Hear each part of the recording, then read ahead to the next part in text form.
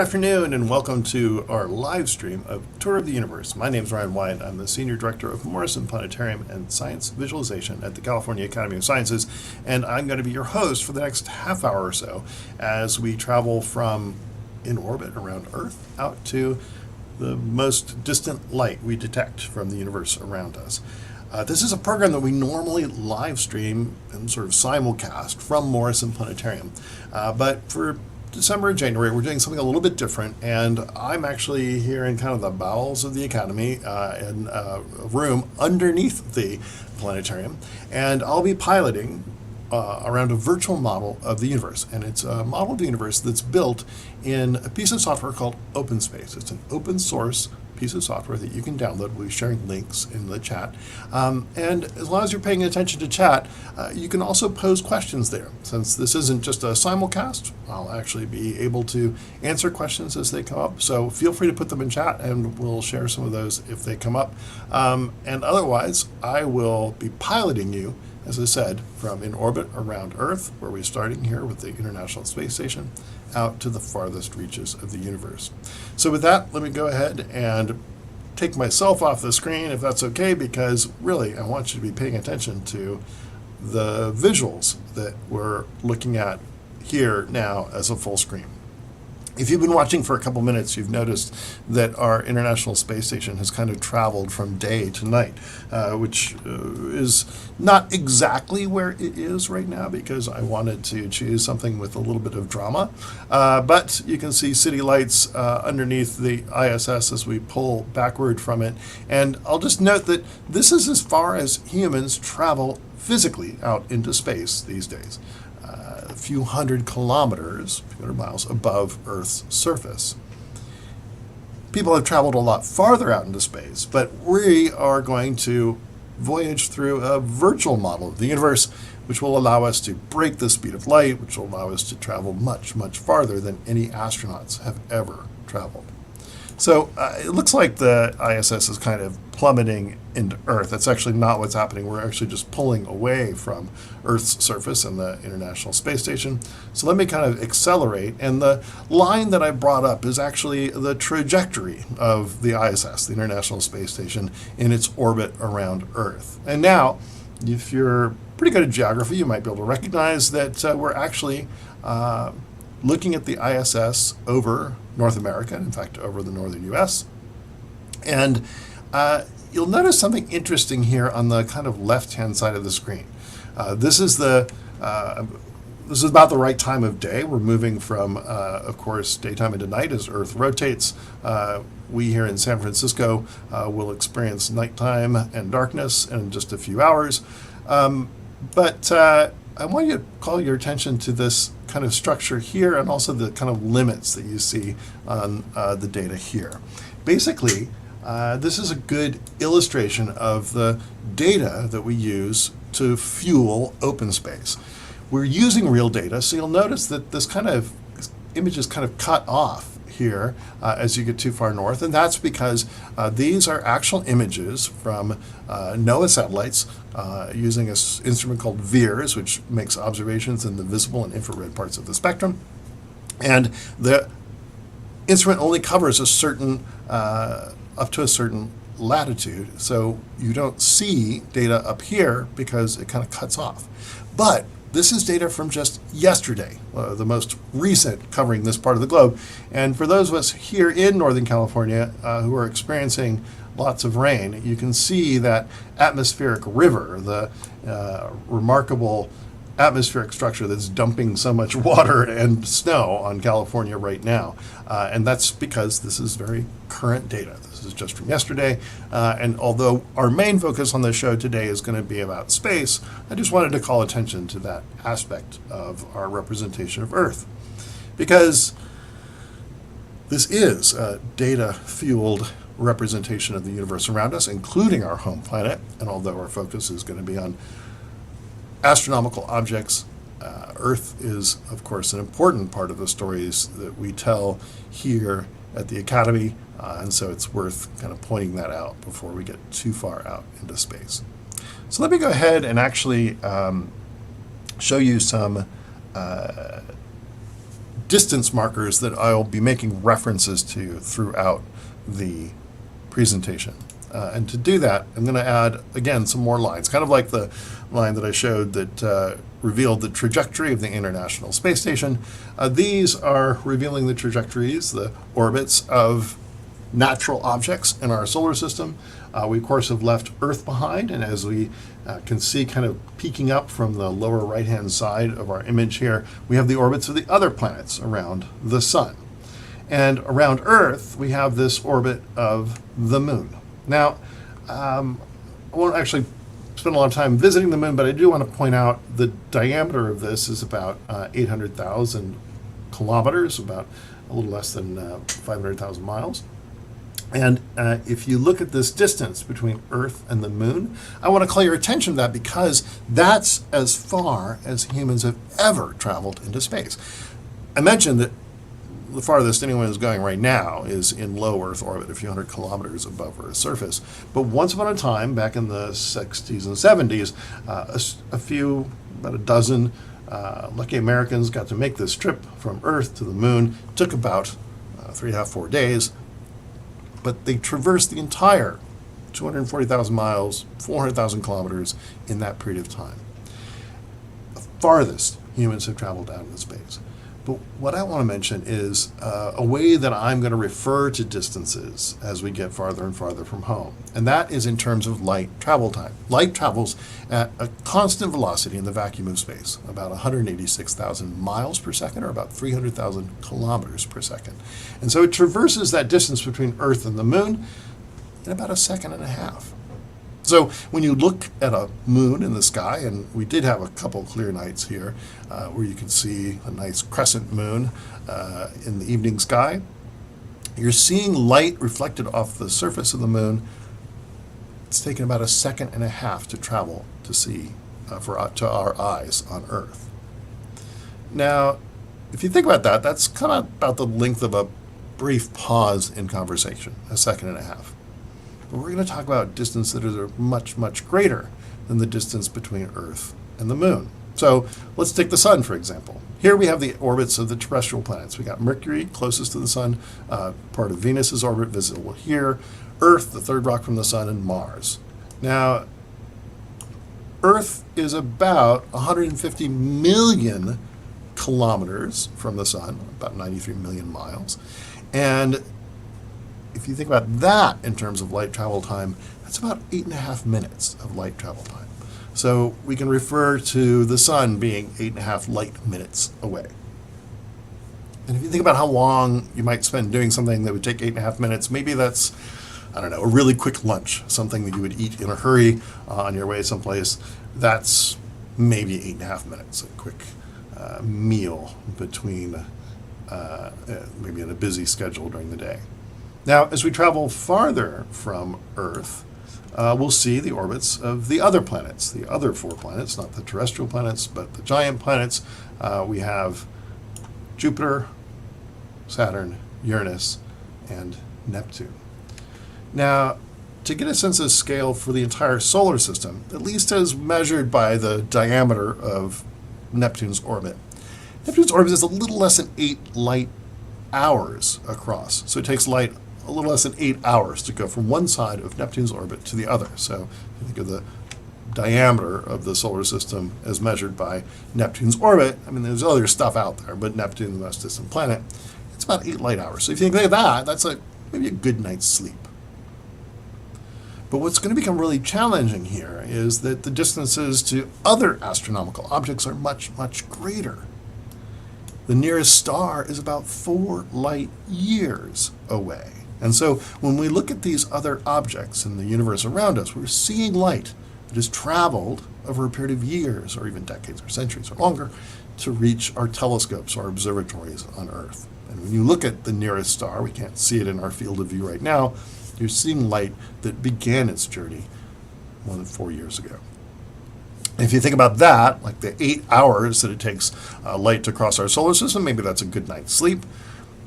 4 years, that's more like a high school or college education, which may or may not have many good nights of sleep. But these distances become really mind-boggling really fast. To put a bit of a human imprint on this, let me go ahead and add some more trajectories, some more lines. And in this case, these are the trajectories of the 5 fastest spacecraft that have been launched into the universe around us. Now, these were all spacecraft that were designed to explore parts of the solar system. So their main objective was not to become interstellar travelers, but that's essentially what they have become. They're traveling fast enough to escape the sun's gravitational influence. They're traveling basically at the escape velocity of our solar system. And 4 of these were launched back in the 70s. And I think I'll get this right. This is the Pioneer 10, and I think Pioneer 11, and then Voyagers 1 and 2. These trajectories are the spacecraft that were sent out to explore our solar system in the late 70s. And so they've been traveling almost 50 years away from our home planet Earth. The 5th one is a little spacecraft called New Horizons. That explicitly went on a high-speed mission out to Pluto, and that was launched in the early aughts.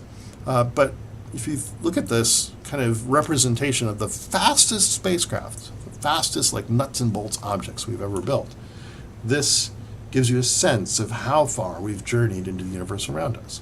And since you know that the diameter of Neptune's orbit is about 8 light hours, you can see that none of these spacecraft have traveled as far as light travels in a single day, even though some of them have been traveling all of them have been traveling for decades, some of them for nearly 50 years. So again, the scale of the universe around us is sort of mind-numbingly, mind-bogglingly huge. To continue our journey away from our solar system, we're going to keep pulling away from Earth. We're going to allow the sun to be brightened to its appropriate brightness. We kind of made it extra dim inside the solar system. And now we're showing the brightness of the sun correctly compared to the brightness of other stars in the the galaxy around us.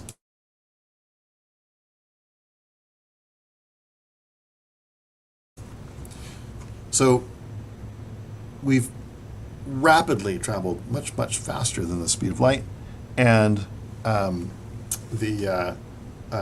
sorry, I just saw this quick question. Is the New Horizons spacecraft traveling faster than Voyagers 1 and 2? I am 99% sure that the answer is yes. I actually should check that to make sure. But because it was actually launched at a higher initial velocity and it basically sped directly out to Pluto, it had a greater initial velocity than the Voyagers did initially. And the Voyagers have been slowed down by the gravitational pull of the sun. They have escape velocity. Eventually they will escape the sun's gravitational pull, but they're still being slowed down by the sun's gravity. So to feel perfectly secure, I would say that I would probably ought to Google that, but I think that New Horizons is indeed traveling faster than the Voyagers. So as we pull farther away from our sun's location now, what we're seeing is our sun relative to other stars in our galaxy, the thousands of stars that are relatively close to home. And we're kind of continuing to drift around the sun. So what we're seeing is this kind of illusion of 3 dimensions. It's not really an illusion because the data are accurate. Each of these stars is represented in its best known distance from our star, the sun. But you'll notice that star is kind of it's an average to sort of dim-ish star. There are other stars that are brighter. We kind of exaggerated the kind of brightness of these stars by giving them big halos, but you can see that several stars that are relatively close to home are actually much brighter than our sun. As we continue to pull away, we'll see more and more of these stars in our relatively nearby neighborhood of our galaxy. I'll introduce our galaxy in a moment, but before I get too far from home, I do want to point out that, of course, we now know that many of these stars have planets in orbit around them. So if we wanted to highlight all of the stars that have planets in orbit around them. Some of these may have more than one planet, but each circle kind of designates the location of a star with a planet in orbit around it. And this doesn't represent the orbits. The orbits would be tiny and they would be kind of drowned in the brightness of the star, even just the way we're representing it. But so smaller than a pixel or so. But these circles just are locators to mark where we know of planets in orbit around stars. And so each one of these represents the location of the star. And you'll notice that what we've done is we've drawn them a consistent size. And so ones that appear smaller on the screen are actually farther away. So you can get a sense of our nearby stars and how many of them have planets in orbit around them. And these are only the planets that we know of. Making statistical arguments, we can say that there are many, many more that we haven't found yet. But finding planets is tricky, and it takes numerous observations to really pin down not just the presence of the planet or not, but also the size, the orbital period, things like that, things that are intrinsically interesting to know about these planets in orbit around other stars. And of course, the really compelling question is, as we kind of look at more of the sky, I'll point out one feature in this data set in a moment, but one of the things that's really compelling as we think about planets in orbit around other stars is that there might be, I mean, certainly we don't think of life existing on stars, but planets. We've all probably watched Star Trek or something like that, or can imagine that life could exist on planets around other stars. It's inspired science fiction for decades. So if we're going to look for other life in the universe, these are kind of the starting points. But let's flip it around for a moment.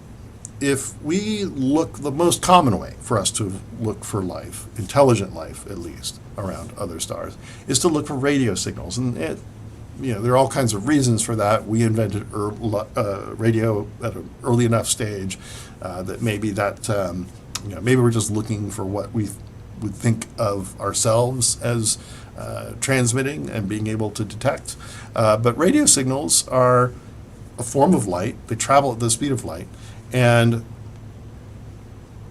we can represent the outer limits of the radio signals that have expanded away from Earth by this sphere. We're starting out inside the sphere, but as I pull away from Earth's location even farther, you'll see this is a sphere centered on our sun, on Earth. And if you can imagine, it's not every radio signal that escapes Earth's ionosphere, but television carrier waves, actually atomic explosions and radar, all of these technological phenomena create radio emissions that can escape our ionosphere and could sort of fill up this volume of space. And what that means is that if we're imagining an alien civilization that could look back on Earth and detect our radio signals, then it's really only these relatively few planets inside the radiosphere that could look back at Earth and potentially detect our technosignature, our technological signature of our radio waves.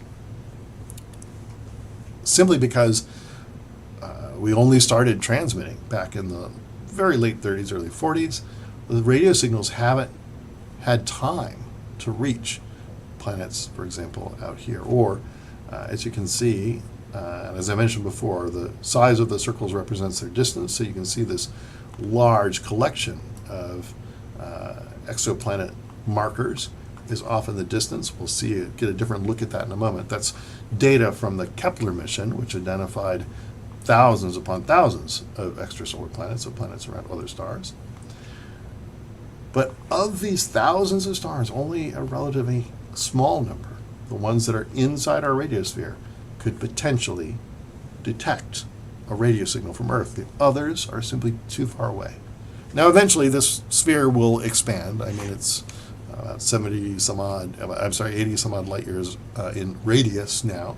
And as it expands, it will wash over more and more planets, but the signal also grows weaker over time. So It's a challenge to think about how other civilizations could even look back at Earth and detect our presence, at least in the form of radio waves. There are probably other ways. It's a whole nother conversation to be had. But this radiosphere, as we call it, kind of represents our electromagnetic footprint out in the universe. So if those trajectories of the fastest spacecraft we built represent our nuts and bolts movement out into the universe around us, this represents our electromagnetic footprint. This is as far as our sort of technology has traveled in the form of light emitted by our technology.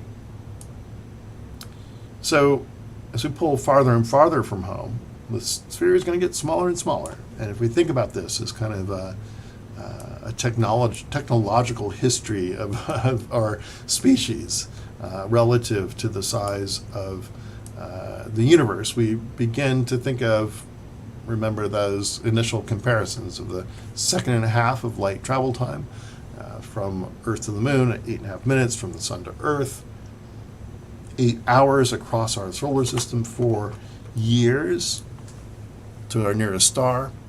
Now we're talking about, those are all kind of human timescales that maybe we've all experienced, but now we're talking about the kind of history of our technology on our planet. And as we pull farther away, we're going to be confronted with even greater and greater distances. And what I like about the radiosphere is that it remains visible even as we pull far enough away to reveal the structure of our galaxy. I made reference to our galaxy earlier. I talked about the stars, the sort of neighboring stars in our galaxy. And for the moment, I want you to ignore these kind of red blobs that appeared in the background. We'll get to those in a moment. But this is our galaxy, our collection of hundreds of billions of stars. And the stars that we see in our night sky are just a small, small fraction of the total number of stars in our Milky Way galaxy. And the size of our galaxy is truly mind-boggling, because the diameter of our galaxy is about 100,000 light years. So our nearest star, 4 light years away, high school or college education. 100,000 years, that's more akin to the age of our species. It's about the time when our species was leaving Africa for the first time. And the size of the galaxy is sort of mind-boggling in that respect. Now, I do want to, again, call attention to the radiosphere. That's our technological footprint in the galaxy around us, and it gives you a sense of scale for humanity's technological innovation versus the period of our entire species history on the planet.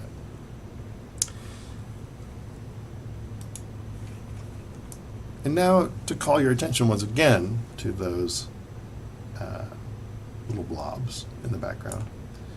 So far, the points that I've called your attention to are sort of the orbits of the planets, locations of stars that have planets in orbit around them.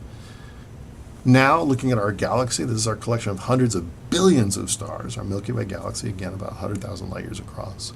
You can see 2 satellite galaxies, the Large and Small Magellanic Clouds. They actually orbit our own galaxy.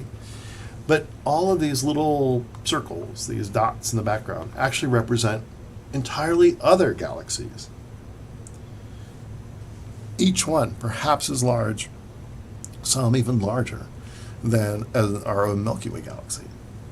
So now what we're seeing is what we can begin to call the large-scale structure of the universe, the collection of galaxies in our universe. And this is where the distances get even kind of more mind-boggling. Before we get too far away, I do want to call your attention as we pull away from our Milky Way galaxy, as well as the Large and Small Magellanic Clouds kind of following along, that we reside in a cluster, not really a cluster, a small group of galaxies. In fact, we call it the local group of galaxies, 40 or 50 galaxies. But in fact, that's not a particularly impressive number of galaxies. Instead, galaxies do tend to clump and cluster together. You can see these regions where there are many, many galaxies all kind of clumped together, and then areas where there are not many galaxies. And for example, this area here on the lower part of the screen is the Virgo supercluster. That is a collection of about 1,000 some odd galaxies, a much denser conglomeration of galaxies than our own local group. And now, as we continued our pulling back, we're fading up more and more of these points representing individual galaxies. They're color-coded by the relative density of galaxies, so the regions where there are more galaxies are color-coded kind of that orangey hue, whereas the others are the kind of more aqua color. And you'll notice, and I feel compelled to note, that there are what we call artifacts in the data. First of all, you'll notice that there are not many galaxies sort of over here on the left or over here on the right. And it's not because there are no galaxies there, it's just that we haven't surveyed that part of the sky, or haven't completed surveys of that part of the sky. So where you see all of these galaxies is where we've surveyed the universe around us, making very careful measurements to determine the distances to these individual galaxies. But also, you'll notice that they all kind of seem to point back home, which is a little deceptive, because part of the way we make the measurement of the distance gives essentially an error, meaning we know its distance sort of plus or minus a certain range. And when you include that error, you end up with these sort of giant fingers pointing back toward our location here in the center of the data set. But that's not real. That's just because of the way we're making the measurement of the distance. And again, these regions where we don't see many galaxies, it's not real. It's just that that's where we haven't yet mapped the universe around us. So if this were a 17th century map of the ocean, there'd be sea monsters and dragons here. Instead, we've just left that space empty. And now, what I'd like to do, finally, is sort of really come back to this punchline of light travel time that I introduced very early on. So I talked about light travel time of 1.5 seconds from Earth to the Moon, 8.5 minutes from the Sun to Earth, 8 hours across Neptune's orbit, 4 years to the nearest star, 100,000 light years across our galaxy. Now, we've traveled in just a few minutes a distance that light would actually require millions, in fact billions of years to traverse. And the punchline to all of this is what I'll kind of fade up here in the background as we pull very far away from our home in the center of all this. And more about that in a moment. And that is what we call the cosmic microwave background. This is not a map of, or an image like the image of the clouds that we saw earlier in the show. This is kind of like a heat map in the sense that this is a measurement of microwave radiation that is coded by regions that are hotter or cooler. So we have lots of galaxies kind of in the way here at the moment. Let me pull that a little farther. But if you look at this mottled pattern of the cosmic microwave background, the bright parts are hot regions in this cosmic microwave background, and the dark parts are relatively cool regions. And this is actually the oldest light that we can observe, not because of any limitation on our telescopes, but because before this light was emitted, the universe was too hot and dense for light to travel very far. So it was at a point when the universe cooled down and this light was sort of free to travel, in fact, travel for billions of years to be detected by the Planck telescope, which made the measurements that we used to create this map. And so this earliest light in the universe has embedded within it a sort of fingerprint of the structure of the universe at the time. Those hot parts, the bright ones, correspond to regions that are maybe not quite as dense as other parts. The dark parts correspond to very dense regions of gas in that early universe. Those dense regions collapsed to form the clusters and superclusters of galaxies that we see around us. And the hotter portions are the regions where we don't see as many galaxies today. And so we actually see this baby picture of the universe in the cosmic microwave background. So finally, I want to take us all back home, but I also want to mention one thing that I kind of mentioned in passing. I referred to us as being at the center of this image, this three-dimensional virtual model of the universe. But that shouldn't be interpreted as us being at the center of the universe itself. The universe doesn't have a center. We end up at the center of this image in the sort of here and now. And this is a three-dimensional image, but it's really in space and time, the distance of the objects away from us. And because light travels at a finite speed, it's fast, but it's not infinitely fast. Because it travels at 300,000 kilometers per second, 186,000 miles per second, it means that looking out into space is looking back into time. So when we look at galaxies far away, we're seeing galaxies that are kind of at a younger age in their development, and we look at the cosmic microwave background, we're seeing this baby picture of the universe. So that light travel time that we used as a yardstick actually ends up having this punchline of revealing to us the entire history of the universe in this sort of three-dimensional model.